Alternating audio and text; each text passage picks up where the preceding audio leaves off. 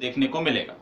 ठीक है, तो सबसे पहले 1 अगस्त से 9 अगस्त के बीच की करंट अफेयर्स की चर्चा करने वाले हैं। जो लोग मध्य प्रदेश से देख रहे हैं, आपको बता दें कि ये करंट अफेयर्स का प्रोग्राम हमारा आपके चैनल पर पिछले 1 वर्षों से चलता आ रहा है, साप्ताहिक कार्यक्रम है और उसी को हम आगे बढ़ा रहे हैं।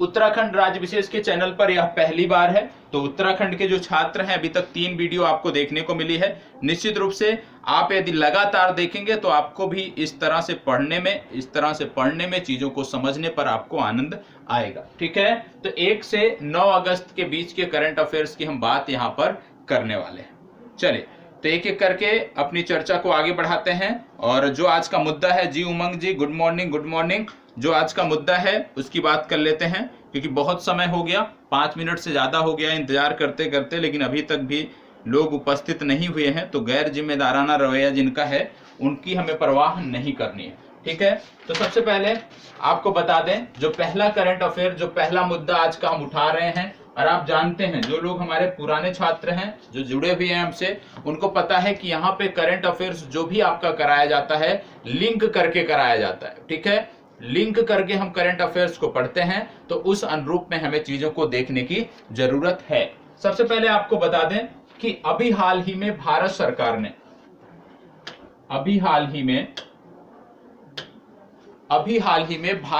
ने क्या किया है, हाल ही में भारत सरकार ने घोषणा किया है कि 2 नए तेल भंडारण के लिए, कच्चे तेल भंडारण के लिए 2 नए रणनीतिक और वाणिज्यिक भूमिगत स्थल बनाए जाएंगे, भूमिगत सुविधाओं की स्थापना की जाएगी। 2 नए रणनीतिक, आप कह सकते हैं रणनीतिक कार्यों के लिए या वाणिज्यिक कार्यों के लिए 2 नए कच्चे तेल के सुरक्षित रखने के लिए आप कह सकते हैं कि भंडारण गृह बनाए जाएंगे। तो वो 2 भंडारण गृह कौन कौन से हैं, तो आपको बता दें, ये दोनों जो भंडारण गृह बनाए जा रहे हैं, एक बनाया जा रहा है चंडीखोल उड़ीसा में, ठीक है, और दूसरा बनाया जा रहा है पादुर कर्नाटक में। क्या आपने देखा कि 2 नए आपको देखने को मिल रहे हैं कि आपको 2 नए तेल भंडारण के लिए, कच्चे तेल के भंडारण के लिए भारत सरकार ने अनुमति दी है, जिसके चलते 2 नए आपको भंडारण केंद्र बनाए जा रहे हैं, 2 नए भूमिगत भंडारण केंद्र बनाए जा रहे हैं। पहला बनाया जा रहा है चंडीखोल उड़ीसा में और दूसरा बनाया जा रहा है पादुर कर्नाटक में। ठीक है, अब ये दोनों नाम आपको पता होना चाहिए कि एक चंडीगढ़ में बनाया जा रहा है, एक उड़ीसा में बनाया जा रहा है, एक कर्नाटक में बनाया जा रहा है। यदि स्पष्ट नहीं दिख रहा हो, जो लोग लाइव देख रहे हैं तो बताएंगे, चीजों को हम और थोड़ा सा व्यवस्थित करेंगे और आपको स्पष्ट दिखना चाहिए, क्योंकि यदि आपको स्पष्ट नहीं दिखेगा तो निश्चित रूप से कोई फायदा नहीं है। ठीक है, चलिए, लेकिन जो चीजें नहीं दिख रही है मैं आपको यहाँ पे बता रहा हूं, तो उस आधार पे आपको करना है। ठीक है, चलिए, अब 2 हमने देख लिया कि एक चंडीखोल में बनाया जा रहा है, एक पादुर में बनाया जा रहा है कर्नाटक में। इसके अतिरिक्त भारत में कहां पर हैं, तो इसके अतिरिक्त पहले से भारत में मंगलौर में इस तरह का केंद्र है। ठीक है, दूसरा है विशाखापट्टनम में।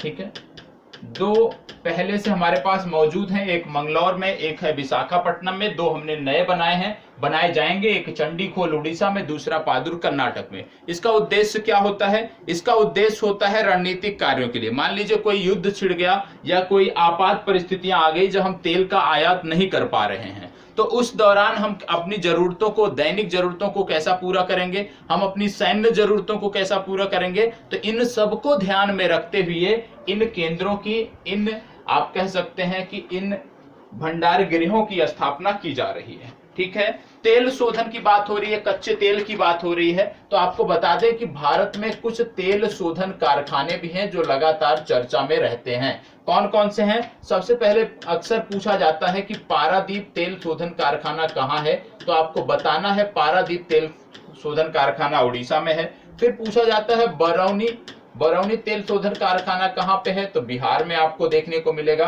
बरौनी के बाद अक्सर पूछा जाता है हल्दिया में भी तेल शोधन कारखाना है, तो हल्दिया पश्चिम बंगाल से संबंधित है। इसके बाद आपको याद रखना है डिगबोई के बाद नुमालीगढ़ रिफाइनरी का आपने नाम सुना होगा, और तीसरा है बंगईगांव। ये 3 तेल शोधन कारखाने डिगबोई, नुमालीगढ़ और बंगईगांव, ये 3 आपको देखने को मिलते हैं। ये 3 आपको देखने को मिलते हैं असम में। इसके साथ साथ आप देखोगे कि गुवाहाटी में भी आपको तेल शोधन कारखाना देखने को मिलेगा। एक अक्सर पूछा जाता है, इसका नाम पता होना चाहिए, गुरु गोविंद सिंह। गुरु गोविंद सिंह रिफाइनरी कहां पर है? ये आपके पंजाब में देखने को मिलेगी। पंजाब के किस क्षेत्र में देखने को मिलेगी? तो पंजाब के बठिंडा में देखने को मिलेगी। ये आपको पता होना चाहिए कि गुरु गोविंद सिंह जो है ये तेल शोधन कारखाना आपको बठिंडा पंजाब में देखने को मिलेगा। तो इतनी बेसिक जानकारी है। सबसे पहले हमने देखा कि भारत सरकार ने दो नए भंडारण, रणनीतिक भंडारण के लिए या वाणिज्यिक भंडारण के लिए 2 भूमिगत सुविधाओं वाले भंडारण गृह की अनुमति दी है। दोनों भंडारण गृह, एक है चंडीखोल उड़ीसा में बनाया जाएगा, दूसरा पादुर कर्नाटक में बनाया जाएगा। इसके अतिरिक्त हमने देखा कि भारत में पहले से इस तरह के हैं का भूमिगत का जो आपके भंडार गृह हैं, तो जी हाँ, पहले से मैंगलोर और विशाखापट्टनम में इस तरह के भूमिगत भंडार गृह पहले से हैं, जिनका रणनीतिक उपयोग करना इनका उद्देश्य है। रणनीतिक एवं वाणिज्यिक उपयोग के लिए ये बनाए गए हैं। ठीक है। अब यदि हम बात कर रहे हैं तेल की, हमने कुछ रिफाइनरियां देख लिया, तो हम तेल का क्या करते हैं? तेल हम आयात करते हैं। सबसे ज्यादा आयात कहां से हो रहा है? तो वर्तमान समय में सबसे ज्यादा जो आयात हो रहा है वो इराक से हो रहा है। वर्तमान समय में सबसे ज्यादा तेल का जो हम आयात कर रहे हैं, कच्चे तेल का, वो हम इराक से कर रहे हैं। इराक के अतिरिक्त यदि हम देखें, हम अमेरिका से भी तेल आयात करते हैं, हम सऊदी अरब से भी तेल आयात करते हैं। सऊदी अरब के साथ साथ अफ्रीका का एक देश है अंगोला, अंगोला से भी हम तेल का आयात करते हैं। यूएई से हम तेल का आयात करते हैं। ईरान से हम तेल का आयात करते हैं। तो तेल का आयात भी हम कई देशों से करते हैं, वो आपको पता होना चाहिए। हमने देखा कि हम ईरान से भी तेल का आयात करते हैं। तो क्या ईरान से तेल का आयात किया जाता है? जी हाँ, ईरान से किया जाता था, लेकिन प्रतिबंधों के चलते इसमें कुछ समस्याएं हैं। अब ईरान से तेल का आयात किया जाता था, तो ईरान के बारे में कुछ बेहतर जानकारी आपको होनी चाहिए। क्या होनी चाहिए? ईरान की राजधानी है तेहरान। ईरान की राजधानी है तेहरान, और आपको बता दें यहाँ की जो मुद्रा है वो है ईरानी रियाल। ईरानी रियाल यहाँ की मुद्रा है। ठीक है, ईरानी रियाल यहाँ की मुद्रा है। इसकी चर्चा मैं क्यों कर रहा हूं? क्योंकि हाल ही में वर्तमान समय में हमारे जो विदेश मंत्री हैं एस जयशंकर ये ईरान की यात्रा पर गए हुए हैं। वर्तमान समय में हमारे विदेश मंत्री एस जयशंकर ईरान की यात्रा पर गए हुए हैं। क्यों गए हैं ईरान की यात्रा पे? तो आपको बता दें, ईरान के नए राष्ट्रपति बने हैं जिनका नाम है इब्राहिम रईसी। इब्राहिम रईसी नए राष्ट्रपति बने हैं और इन्हीं के शपथ ग्रहण समारोह में हमारे विदेश मंत्री ईरान की यात्रा पर हैं। ठीक है, तो शपथ ग्रहण समारोह में ये गए हुए हैं। अब यहाँ पे बात हो रही है एस जयशंकर की, तो आपको बता दें अभी हाल ही में एक पुस्तक इन्होंने लिखा था एस जयशंकर ने, जो काफी चर्चा में थी। क्या नाम था? द इंडिया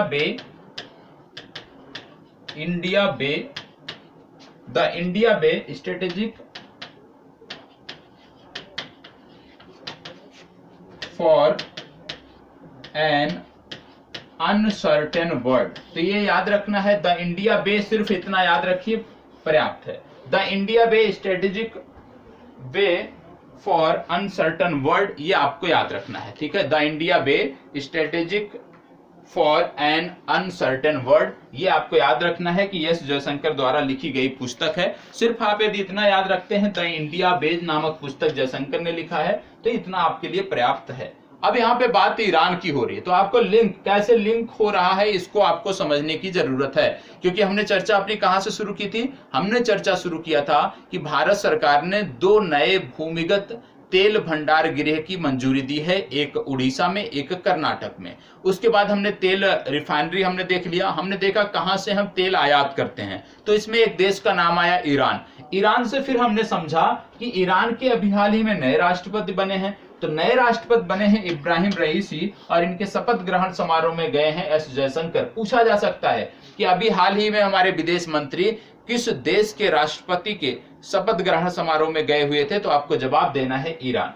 अब ईरान की ही बात करते हैं, तो ईरान से जुड़े हुए कुछ महत्वपूर्ण पहलू हैं जो आपको पता होना चाहिए। जैसे ईरान, तेल की हम बात कर रहे हैं, तो तेल का जो सबसे ज्यादा आयात निर्यात होता है वो है हॉर्मुज जलसंधि के माध्यम से। तेल का विश्व में सबसे ज्यादा निर्यात जो होता है वो हॉर्मुज जलसंधि के माध्यम से होता है। अब आपको पता होना चाहिए कि हॉर्मुज जलसंधि है कहां पे, तो आपको बता दें कि जो हॉर्मुज जलसंधि है ये आपको देखने को मिलेगा कि ये फारस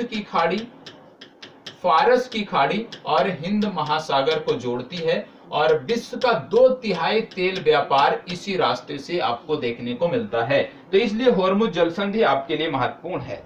इसके बाद दूसरी जलसंधि आपको देखने को मिलेगी बाब अल मंडेव। बाब अल मंडेव जलसंधि भी महत्वपूर्ण है।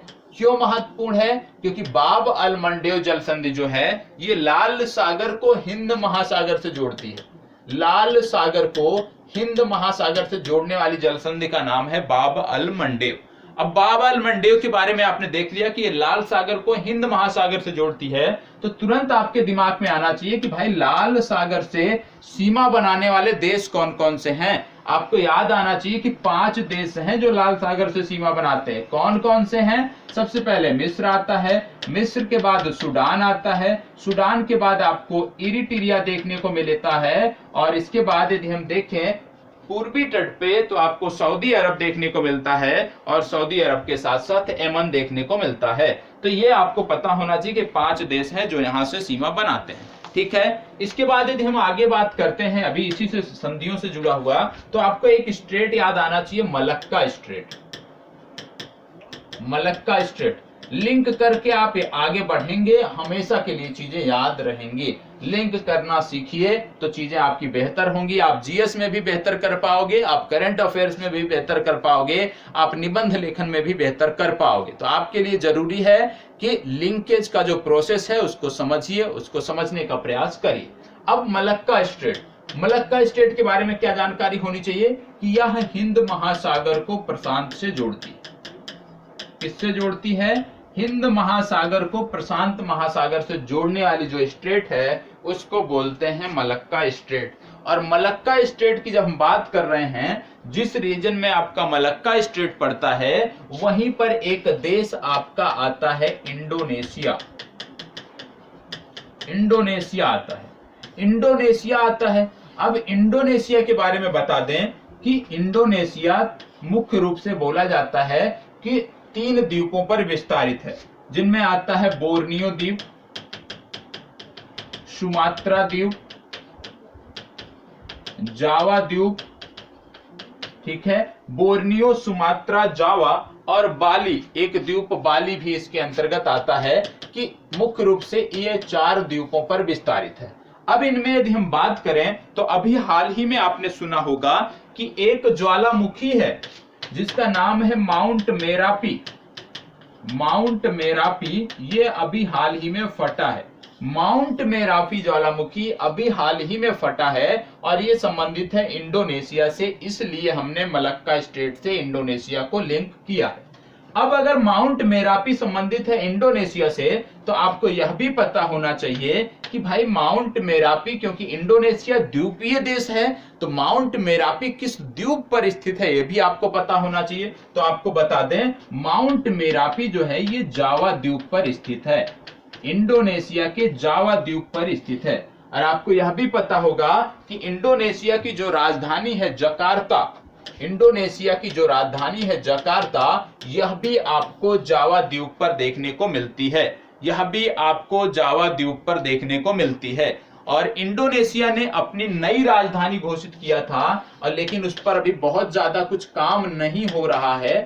ईस्ट कालीमंतन, इन्होंने बोला था कि हम ईस्ट कालीमंतन को अपनी नई राजधानी बनाएंगे, लेकिन अभी उस अनुपात में कार्य नहीं हो रहा है, फिर भी हमें याद रखना है। अब यदि हम बात करें कि ईस्ट कालीमंतन किस द्वीप पर स्थित है, तो आपको याद रखना है कि ईस्ट कालीमंतन बोर्नियो द्वीप पर स्थित है। तो इस तरह से यदि आप पढ़ेंगे तो निश्चित रूप से चीजें आपको याद रहेंगी। किस तरह से हमने लिंक किया? हमने सबसे पहले देखा कि भारत सरकार ने कच्चे तेल के भंडारण के लिए 2 नए भूमिगत भंडार गृहों को मान्यता दी है, 2 नए भूमिगत भंडार गृहों की अनुमति दी है। कौन कौन से थे यदि हम बात करें, एक हमने देखा चंडीखोल उड़ीसा में, दूसरा हमने देखा पादुर कर्नाटक में। इसके बाद जब हमने देखा कि तेल की बात हो रही है, कच्चे तेल की बात हो रही है, तो कच्चे तेल को जो है शोधन भी किया जाता होगा। तो भारत में कहां कहां पर तेल शोधन इकाइयां हैं, जिनमें से कुछ प्रमुख तेल शोधन इकाइयों को हमने देखा, जिनमें आपने देखा कि असम से संबंधित प्रमुख तेल शोधन इकाई देखा हमने, जैसे हमने नुमालीगढ़ देखा, हमने डिगबोई देखा, हमने बोंगई गांव देखा, हमने गुवाहाटी देखा, फिर इसके बाद हमने पारादीप देखा। तो कहने का मतलब था कि जो महत्वपूर्ण तेल शोधन कारखाने थे भारत में, उनकी भी हमने चर्चा किया। और उसके बाद महत्वपूर्ण तेल कारखानों की चर्चा के बाद फिर हमने क्या देखा, फिर हमने देखा कि हम तेल कहां कहां से आयात करते हैं, तेल से ही कैसे लिंक हो रही हैं चीजें, ये समझने की जरूरत है कि तेल से ही कैसे सारी चीजें लिंक हो रही हैं। फिर हमने देखा कि हम ईरान से तेल आयात करते थे, इराक से करते हैं, सऊदी अरब से करते हैं, यूएई से करते हैं, अमेरिका से करते हैं, अफ्रीका के देश कांगो से भी हम तेल का आयात करते हैं। फिर हमने देखा ईरान से भी हम करते हैं। तो क्या ईरान इस समय न्यूज में है? तो हमें पता चला कि अभी अभी हमारे विदेश मंत्री एस जयशंकर ईरान की यात्रा पर गए हुए थे। तो हमने लिंक कर लिया कि भाई ईरान को यहां से उठा लो और ईरान से एस जयशंकर को लिंक करिए।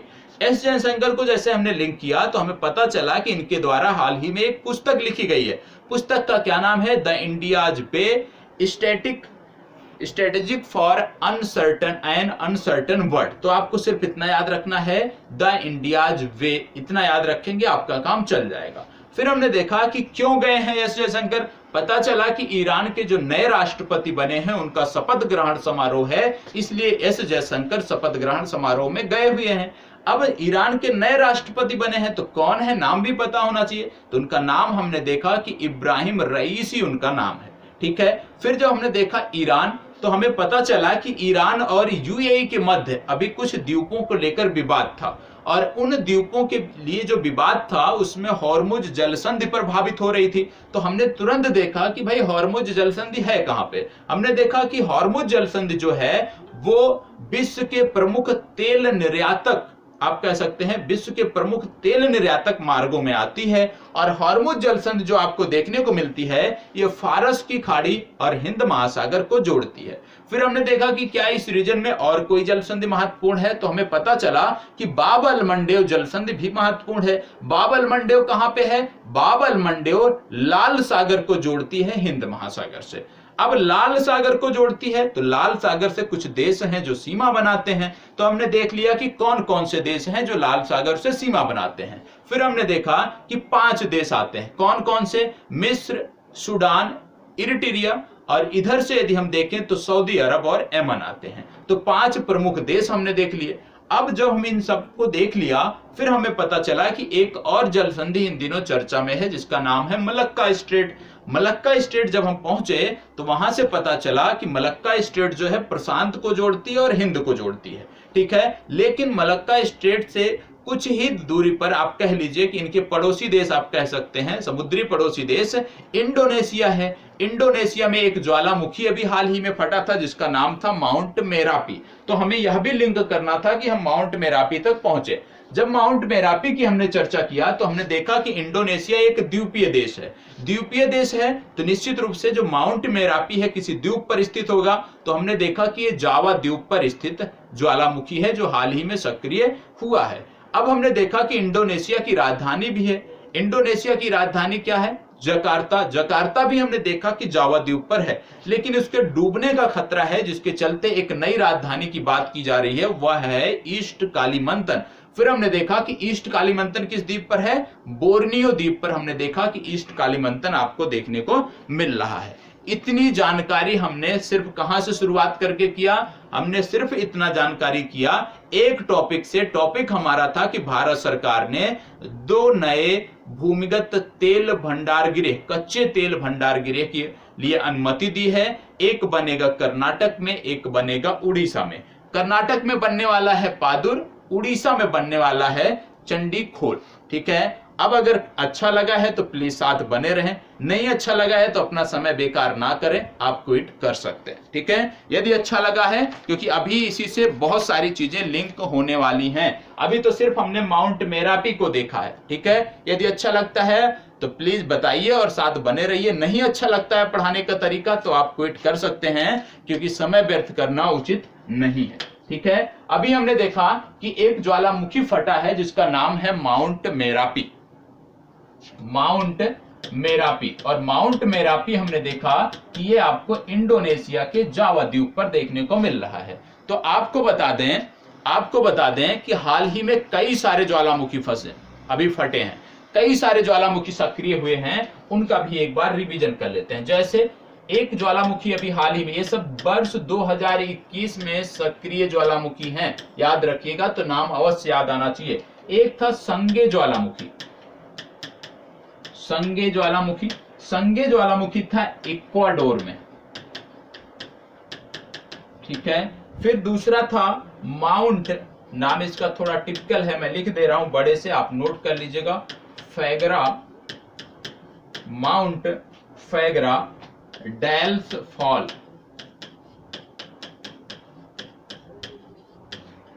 माउंट फैगरा डेल्स फॉल ये भी एक ज्वालामुखी था, ये फटा है आइसलैंड में। कहां फटा है? आइसलैंड में, और 6000 वर्षों के बाद ये सक्रिय हुआ था। 6000 वर्षों के बाद ये सक्रिय हुआ था। माउंट फैगरा डेल्स फॉल आइसलैंड में फटा है, 6000 वर्षों के बाद फटा है, ये आपको पता होना चाहिए। इसके बाद आपको याद रखना है माउंट ला सॉफरियर। माउंट ला सॉफरियर ये कहां पे है?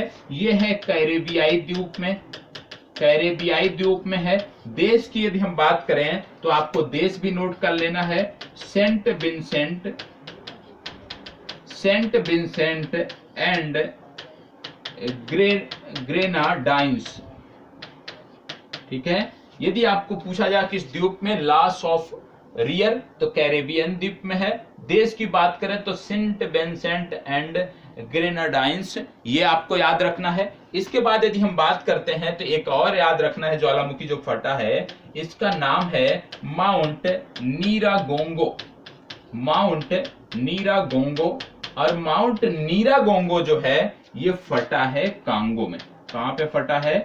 कांगो में फटा है, ये आपको पता होना चाहिए। माउंट नीरागोंगो कांगो में फटा है। ठीक है, तो इतने ज्वालामुखी जो हाल ही में सक्रिय हुए हैं, इसके बारे में आपको पता होना चाहिए। Mount Merapi, Sangay, Mount Fagradalsfjall, लॉस ऑफ रियर, और Mount Nyiragongo. Mount Nyiragongo Congo में है, लॉस ऑफ रियर कैरेबियाई द्वीप में है, या देश की बात करें तो सेंट विंसेंट एंड ग्रेनाडाइंस में है। इसके बाद माउंट फैगरा डेल्स फॉल आइसलैंड में है, 6000 वर्षों के बाद फटा है। इसके बाद है संगे ज्वालामुखी, ये है इक्वाडोर में। तो इतनी जानकारी आपको सिर्फ एक प्रश्न से हुई है। कौन से प्रश्न से? कि भारत सरकार ने 2 नए रणनीतिक तेल भंडार गृह, भूमिगत तेल भंडार गृह के लिए अनुमति दी है। ठीक है, वहां से जोड़कर आप यहां तक आए हो। अभी आगे और जुड़ेगा, अभी आप देखते रहो, अभी देखो कैसे लिंक होता है। अभी आपने देखा मलक्का स्ट्रेट। ठीक है, मलक्का स्ट्रेट से जोड़कर हमने ज्वालामुखी को देखा। मलक्का स्ट्रेट के पास में एक देश है थाईलैंड, ये भी आपको पता होगा, इसी रीजन का देश है थाईलैंड। और थाईलैंड सरकार ने अभी हाल ही में सनस्क्रीन, ऐसी सनस्क्रीन जो कोरल को प्रभावित करती हो, जो कोरल रीफ को प्रभावित करती हो, उसको प्रतिबंधित कर दिया है। तो याद रखिएगा, यदि आपसे पूछा जाए कि किस देश ने हाल ही में कोरल रीफ को प्रभावित करने वाली सनस्क्रीन को प्रतिबंधित कर दिया है, तो आपको याद रखना है थाईलैंड ने प्रतिबंधित किया है। ठीक है, अब इसमें यदि हम देखें तो आपको पता होना चाहिए थाईलैंड की राजधानी है बैंकॉक, ये आपको पता होना चाहिए। इसके साथ साथ आपको पता होना चाहिए कि थाईलैंड के साथ भारत एक सैन्य अभ्यास करता है जिसका नाम है मैत्री नामक सैन्य अभ्यास हम करते हैं। इसका आयोजन उमरोई में हुआ था, और उमरोई कहां पर है? ये मेघालय में है। तो हाल ही में जो इसका आयोजन हुआ था, द्विवार्षिक सैन्य अभ्यास है मैत्री भारत और थाईलैंड के बीच, इसका आयोजन उमरोई मेघालय में हुआ था, ये आपको पता होना चाहिए। अब जैसे ही आप उमरोई मेघालय पर पहुंचे हो, कहां पे पहुंचे हो? मेघालय उमरोई, तुरंत आपको कुछ याद आना चाहिए। क्या? यदि आपने पढ़ा होगा तभी भाई याद आएगा, नहीं तो कैसे याद आएगा? क्या याद आना चाहिए कि अभी हमारे जो गृह मंत्री हैं अमित शाह जी, वो मेघालय की यात्रा पर गए हुए थे, और मेघालय में एक स्थान पड़ता है चेरापूंजी। चेरापूंजी नामक स्थान पर इन्होंने एक योजना की शुरुआत किया था। योजना का नाम था हरित सोहरा वनीकरण योजना। हरित सोहरा वनीकरण योजना, इसकी शुरुआत भारत के गृह मंत्री ने किया है मेघालय राज्य के चेरापूंजी में, ये आपको पता होना चाहिए। अब हरित सोहरा वनीकरण योजना है क्या? तो आपको बता दें कि यह एक वनोरोपण अभियान है। वनोरोपण या आप कह लीजिए वृक्षारोपण अभियान है, जो आपको पता होना चाहिए।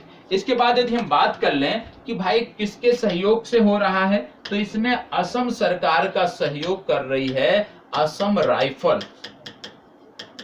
असम राइफल्स इसमें सहयोग कर रही है, ये आपको पता होना चाहिए। और इसके साथ साथ आपको बता दें, क्योंकि बात हो रही है मेघालय की, तो मेघालय के कुछ प्रमुख त्योहार हैं जो आपको पता होना चाहिए, जैसे वेहदियान कलाम।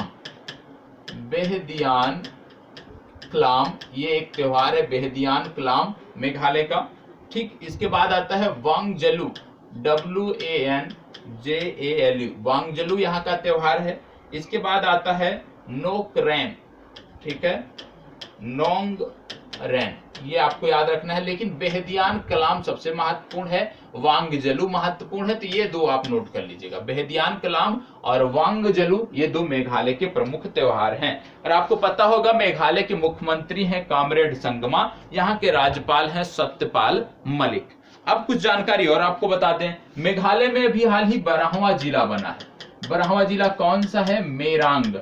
मेरांग नामक एक नया जिला गठित हुआ है मेघालय में, और यह मेघालय का 12वां जिला है। इसके अतिरिक्त आपको बता दें कि क्लाउडेड लेपर्ड, क्लाउडेड लेपर्ड यहाँ का जो है वो राजकीय पशु है, ये भी आपको पता होना चाहिए, स्टेट एनिमल है क्लाउडेड लेपर्ड। इतनी जानकारी यदि आपको है तो निश्चित रूप से कोई समस्या नहीं होगी। ठीक है, तो अभी तक जो हमने अपनी चर्चा प्रारंभ किया था, कहां से हमने अपनी चर्चा प्रारंभ किया था? भारत के दो नए रणनीतिक कच्चे तेल के भूमिगत भंडार गृह से, उसकी चर्चा अब यहाँ पे समाप्त होती है। तो एक टॉपिक आपका खत्म हुआ।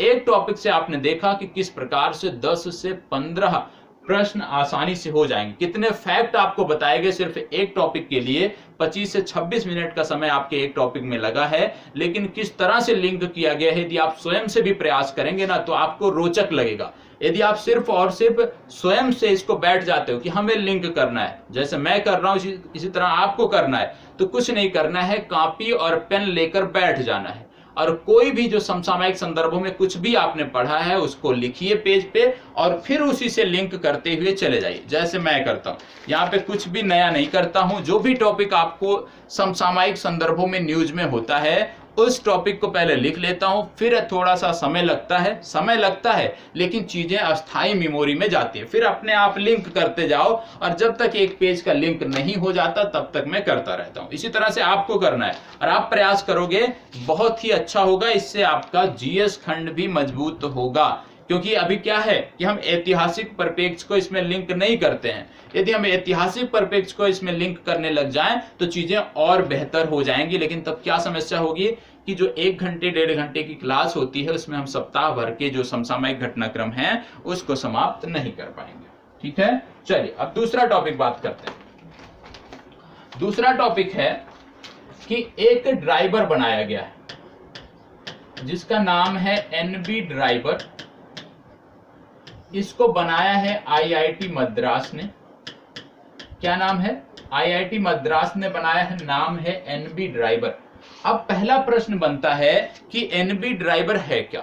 तो आपको बता दें, एनबी ड्राइवर है कोशिकाओं में कैंसर पैदा करने वाले परिवर्तनों की पहचान के लिए इसको बनाया गया। मतलब एनबी ड्राइवर जो है आर्टिफिशियल इंटेलिजेंस पर आधारित है और कैंसर, जो कोशिकाओं में कैंसर पैदा करने वाले तत्व होते हैं उनकी पहचान करता है। तो याद रखना है, एनबी ड्राइवर कोशिकाओं में कैंसर पैदा करने वाले परिवर्तनों की पहचान करने वाला आर्टिफिशियल इंटेलिजेंस आधारित एक युक्ति है, एक आप कह सकते हैं उपकरण है, जिसको आईआईटी मद्रास ने तैयार किया है। मैंने बोला एक शब्द कि आर्टिफिशियल इंटेलिजेंस आधारित, इससे तुरंत आपको कुछ याद आना चाहिए। क्या याद आना चाहिए? पिछले दिनों मैंने बताया कि एक मुहिम थी AI फॉर ऑल।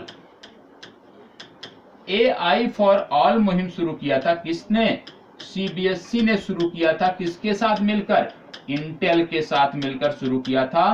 पिछले सप्ताह भी मैंने आपको बताया था कि AI for all, artificial intelligence for all मुहिम CBSE ने इंटेल के साथ मिलकर प्रारंभ किया है। ये मैंने आपको पिछले दिनों बताया था। ठीक है, अब यहाँ पे बात हो रही है CBSE की, तो आपको एक छोटा सा करंट अफेयर्स बता देता हूं कि आप जानते हो नेशनल एजुकेशन पॉलिसी 2020, इसको लागू करने वाला भारत का पहला राज्य बना है कर्नाटक। ठीक है, याद रखिएगा, नेशनल एजुकेशन पॉलिसी 2020 को लागू करने वाला भारत का पहला राज्य बना है कर्नाटक। ये आपको पता होना चाहिए। जैसे ही कर्नाटक के बारे में देखा, तुरंत आपको कुछ जानकारी याद आनी चाहिए। जैसे अभी हाल ही में यहाँ पे नए मुख्यमंत्री बने हैं, क्या नाम है? बसवराज बोम्मई। बंसोराज बोम्मई। यदि नहीं दिखाई देता है तो आप आवाज सुन रहे हैं, नोट कर सकते हैं। राज्यपाल कौन है? थावल चंद्र गहलोत। थावल चंद्र गहलोत ये राज्यपाल हैं कर्नाटक के, ये आपको पता होना चाहिए। इसके बाद आपको बता दें, कर्नाटक ने 2 ऐप बनाए थे। पहला था आप्था मित्र, APTHAMITRA, आप्था मित्र, और दूसरा था इनका जो मेघ संदेश, किसानों को मौसम से संबंधित चेतावनी देने के लिए था मेघ संदेश। तो आप्था मित्र और मेघ संदेश नामक 2 ऐप हैं कर्नाटक के, ये आपको पता होना चाहिए। विश्व का सबसे लंबा प्लेटफॉर्म जो बना है वो बना है हुबली रेलवे स्टेशन पर। यह भी आपको पता होना चाहिए कि विश्व का सबसे लंबा रेलवे प्लेटफॉर्म जो बना है हुबली रेलवे स्टेशन पर बना है। कृष्ण राज सागर बांध आपको यहाँ पे देखने को मिलेगा। कृष्ण राज सागर बांध आपको देखने को मिलेगा। इसके साथ साथ आपको बता दें कि यहाँ पर आपको जोग जलप्रपात भी देखने को मिलता है। जोग जलप्रपात जो कि शरावती नदी पर स्थित है, वह भी आपको यहाँ पर देखने को मिलता है। तो इतनी तो जानकारी हमने किया AI से। इतनी जो जानकारी हमने किया, ये किस शब्द से हमने किया? सिर्फ एक शब्द से, AI, आर्टिफिशियल इंटेलिजेंस से लिंक करके हमने कर्नाटक से संबंधित कुछ जानकारी की। अब बात आती है, क्योंकि हमने बात किया कि कैंसर से संबंधित, कैंसर की बात हमने किया, एक बीमारी है, भयानक गंभीर बीमारी है। तो जब हम बीमारियों की बात कर रहे हैं, तो वर्तमान समय में एक महामारी पूरे विश्व में फैली हुई है, जिसको आप बोलते हो कोविड। ठीक है, और कोविड के बारे में कुछ जानकारी आपको होनी चाहिए। जैसे आप जानते हो कि भारत सरकार ने अभी हाल ही में एक नए वैक्सीन को मंजूरी दी है। अभी तक भारत में 4 वैक्सीन यूज की जा रही हैं, प्रयोग में लाई जा रही हैं। एक नए 5वें वैक्सीन को मंजूरी मिल गई है। तो 5वीं वैक्सीन कौन सी है आपको बता दें। 5वीं वैक्सीन जो है, एक एक करके उनका नाम बता देते हैं। इसका नाम है जॉनसन एंड जॉनसन, एक कंपनी है जो बच्चों से संबंधित प्रोडक्ट बनाती थी, उसने भी वैक्सीन बनाया है। तो जॉनसन एंड जॉनसन नामक कंपनी ने जो वैक्सीन बनाया है, ये है सिंगल डोज वाली वैक्सीन। ये सिंगल डोज वाली वैक्सीन है और इसको भी भारत सरकार ने मान्यता दे दिया है। तो जॉनसन एंड जॉनसन की सिंगल डोज वाली जो वैक्सीन है, उसको भी भारत सरकार ने मान्यता दे दिया है, और यह भारत में मान्यता प्राप्त करने वाली आपकी 5वीं वैक्सीन है। 4 अन्य कौन कौन से हैं? तो पहला आता है कोवैक्सीन, कोवैक्सीन। अगला आता है कोविशील्ड। अगला आता है स्पुतनिक भी। इसके बाद जो अगला है वो है mRNA, मोडर्ना। mRNA वैक्सीन, ये भारत की पहली mRNA वैक्सीन थी, ये भी आपको पता होना, जिसका नाम था मॉडर्ना। तो टोटल 5 वैक्सीन है भारत में जिनको मान्यता मिली है, जिनको भारत में प्रयोग किया जा रहा है। Johnson and Johnson, Covaxin, Covishield, Sputnik भी। मैं सिर्फ आपसे यहाँ पे पूछना चाहता हूं कि कोविशील्ड को किसने बनाया है? सिर्फ एक जवाब आप दे दीजिए कि कोविशील्ड को किसने बनाया है, फिर मैं आगे बढ़ता हूं। जो लोग रिकॉर्डेड वीडियो देख रहे हैं आप प्लीज कमेंट बॉक्स में बता दीजिए कि कोविशील्ड को किसने बताया है। जो लाइव देख रहे हैं आप जवाब दे दीजिए कि कोविशील्ड को किसने बनाया है, फिर हम आगे बढ़ते हैं। बताएं।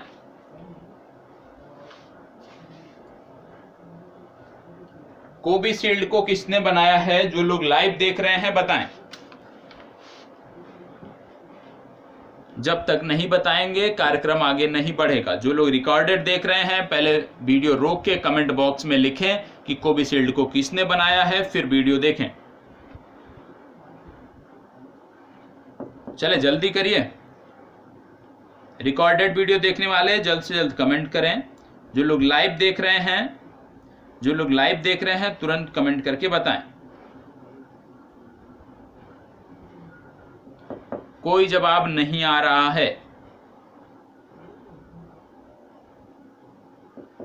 नहीं पता है। चलिए मैं बता देता हूं, सर्च करने की जरूरत नहीं है। कोविशील्ड जो है इसको बनाया था ऑक्सफोर्ड यूनिवर्सिटी वाली वैक्सीन है ये कोविशील्ड। और कोविशील्ड जो ऑक्सफोर्ड यूनिवर्सिटी वाली वैक्सीन है आप जानते हो एस्ट्राजेनेका और सीरम इंस्टीट्यूट ने मिलकर इसको बनाया था भारत में, तो ये आपको पता होना चाहिए। कोवैक्सीन की बात करें भारत बायोटेक की वैक्सीन है, स्पुतनिक भी की बात करें रशिया की वैक्सीन है, और mRNA मॉडर्ना वैक्सीन की बात करें तो ये भारत में निर्मित वैक्सीन है। ठीक है, तो ये 5 वैक्सीन आपको याद रखना है। अब इन्हीं वैक्सीन से जुड़ा हुआ कुछ हम आगे बढ़ते हैं।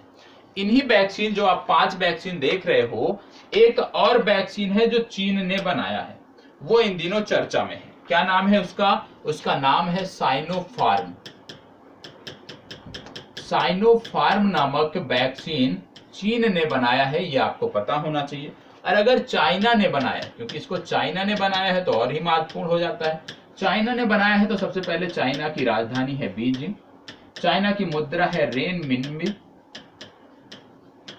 ठीक है, चाइना की स्पेस एजेंसी का नाम है CNSA, और CNSA जो रॉकेट प्रयोग करता है इस समय उसका नाम है लॉन्ग मार्च 5। ये आपको पता होना चाहिए, लॉन्ग मार्च 5। और इससे जुड़ा हुआ कुछ और जानकारी मैं आपको बता देता हूं जो आपकी जानकारी के लिए है, आपको नोट डाउन करना चाहिए। क्या नोट डाउन करना चाहिए? कि ई कचरे का सबसे बड़ा उत्पादक देश भी है चीन। ई कचरे का सबसे बड़ा उत्पादक देश भी है चीन। और इसके साथ साथ आपको बता दें कि झरोंग नाम नोट कर लीजिएगा, ये झरोंग नाम इन दिनों चर्चा में है। क्यों? क्योंकि ये मार्स रोवर है जिसको मंगल ग्रह पर चीन ने उतारा है। झरोंग नामक रोवर है, मार्स रोवर है, जिसको चीन ने मंगल की सतह पर उतारा है, ये आपको पता होना चाहिए। इसके साथ साथ हाई स्पीड मैंगलियो ट्रेन जो होती है इसका सफलतापूर्वक परीक्षण किया है चीन ने।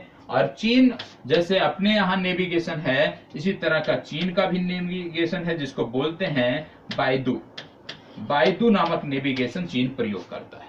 ठीक है, तो इतनी बेसिक जानकारी है चीन के बारे में जो पता होना चाहिए। ठीक है, तो इतनी जानकारी हमने कर लिया। अभी हम एक बार फिर से रिपीट करेंगे कि क्या क्या हमने पढ़ा है, कहां से लिंक करते हुए आगे बढ़े हैं। ठीक है, अब चाइना का एक देश से विवाद है जिसका नाम है ताइवान, और इसको चीनी ताइपे भी बोलते हैं, इसको चीनी ताइपे भी बोलते हैं। और ये इन दिनों क्यों चर्चा में है?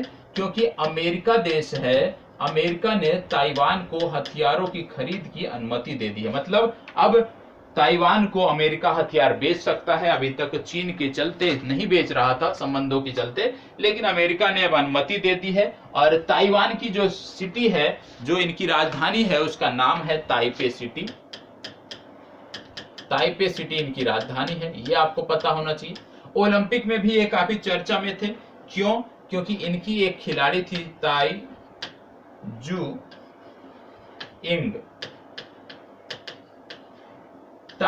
इंग एक खिलाड़ी थी इनकी, जिन्होंने भारतीय खिलाड़ी पीवी सिंधु को हराकर रजत पदक जीता था। ताई जू इंग को किसने हराया? इनको हराया चेन यू फेई ने, जो चीन की खिलाड़ी हैं। तो बैडमिंटन से संबंधित तीनों खिलाड़ी जिन्होंने स्वर्ण जीता, जिन्होंने रजत जीता, जिन्होंने कांस्य जीता, आपके सामने है। एक भारत की है पीवी सिंधु जिन्होंने कांस्य जीता, एक रजत जीता जो ताइवान की है ताई जू इंग, और एक स्वर्ण जिनका नाम है चेन यू फेई, ये चाइना की खिलाड़ी हैं। इनके बारे में आपने देख लिया। और जैसे ही बात पदक की हो रही है, कुछ जानकारी आपको होनी चाहिए। यहाँ पे आपने देखा कि पदक की बात हो रही है, किसने स्वर्ण जीता, किसने रजत जीता, ये बात हम कर रहे हैं। तो पदक से संदर्भित कुछ जानकारी आपको बता देते हैं। क्या जानकारी पदक से संबंधित बताने वाला हूं? अभी हाल ही में बीसीसीआई एक संस्था है, board of cricket control board in India, इन्होंने कुछ घोषणा की है। इन्होंने बताया कि जो लोग कांस्य पदक जीते हैं, जो भी खिलाड़ी कांस्य पदक जीते हैं, उनको 50 लाख रुपए देगी बीसीसीआई। जिन्होंने स्वर्ण जीता है उनको 1 करोड़ रुपए देगी बीसीसीआई। हॉकी टीम हमारी जो है उसको 1.25 करोड़ रुपए देगी बीसीसीआई। ये बीसीसीआई ने घोषणा की है। और बीसीसीआई जो है ये भारत की क्रिकेट की सर्वोच्च संस्था है। वर्तमान समय में सौरव गांगुली जो क्रिकेटर थे ये इसके प्रमुख हैं, और ये आपको जानकारी होनी चाहिए। सौरव गांगुली इसके प्रमुख हैं। 1928 में इसकी स्थापना हुई थी, मुंबई में इसकी स्थापना हुई थी। यहाँ पे हम बात कर रहे हैं क्रिकेट की, ठीक है। हमने देखा कि बीसीसीआई क्रिकेट की सर्वोच्च बॉडी है। तो अभी हाल ही में भारत और इंग्लैंड के बीच टेस्ट मैच चल रहे हैं, और इसी टेस्ट मैच में इंग्लैंड के एक गेंदबाज हैं जिनका नाम है जेम्स एंडरसन।